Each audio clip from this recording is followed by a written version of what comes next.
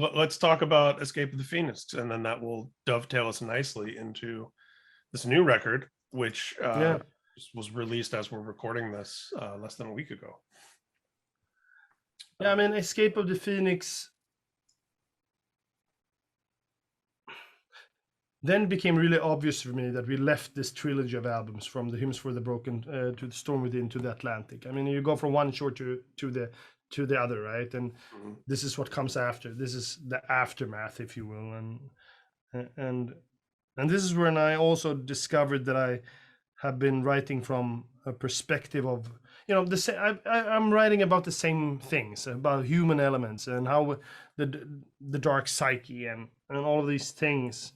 But before, when I was younger, I wrote from a perspective of sorrow and sadness and lack of strength and all of these things. And today I write about the same things, but from a, you know, perception of strength and self-esteem and self-awareness. And, you know, it's extremely rewarding to be able to have reached that point of writing about the same thing in the same sort of melodic minor key, but doing it with a sense of strength. And I wouldn't call it revenge, because that has a negative sense for me, you know, but a source of strength is a good way of putting it. With a redemptive narrative or a confidence.